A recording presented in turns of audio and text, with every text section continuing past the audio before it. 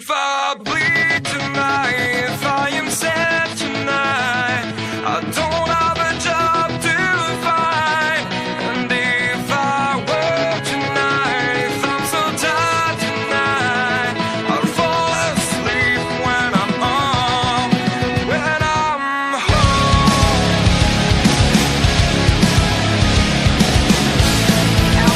ضغط على حامل الكرة، أمال كبيرة معلقة على تواجد ديباي في الملعب اليوم. تتكلم عن إمكانيات كبيرة في التعامل مع الكرة، تتكلم عن الموهبة الواضحة للجميع، تتكلم عن القدرة على صناعة الفارق في أي لحظة. جريزمان بيشوت مرة قوية.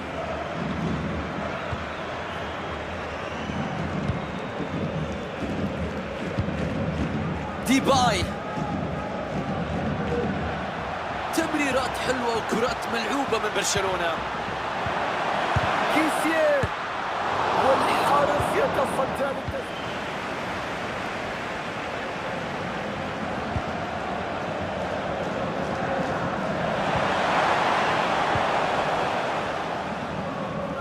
واصبح هو المسيطر.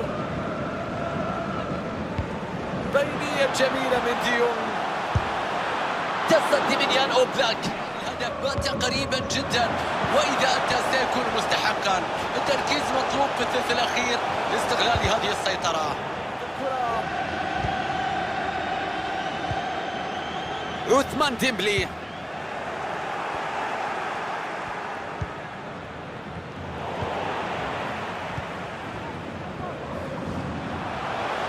أصوات الجماهير ترتفع من أجل التسديدة. أوبلاك يتصدى لكن ما زالت خطيرة. يا الله، متابعة سريعة في المرمى. حارس المرمى لا ينام بعد أن تألق في المرة الأولى. مرة أخرى شوفوا التسديد على القائم البعيد. الكرة اللي كانت صعبة على الحارس يتصدى لها في المرة الأولى، لكن ظلت وكانت المتابعة بعد ذلك.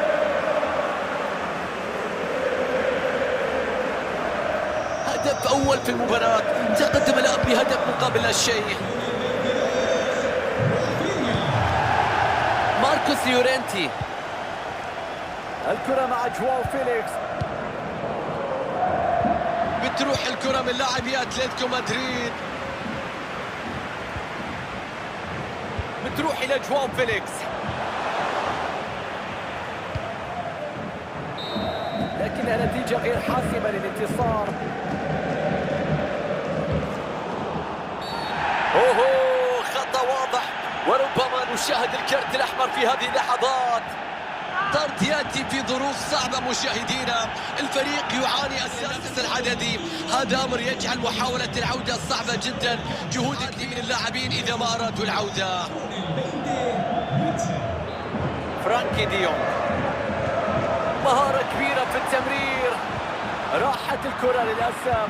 الدقائق الأخيرة من المباراة، برشلونة يتقدم على أتلتيكو مدريد وما زال فيها فرصة للعودة وربما أيضا قتل هذه المباراة. هل سيحدث ذلك في الدقائق المتبقية؟ عرضية في عمق 18.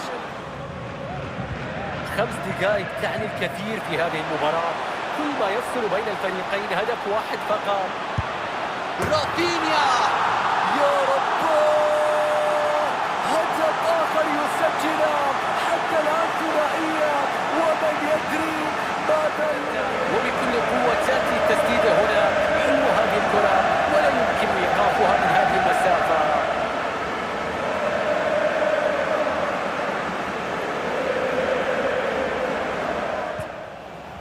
أنخيل كوريا،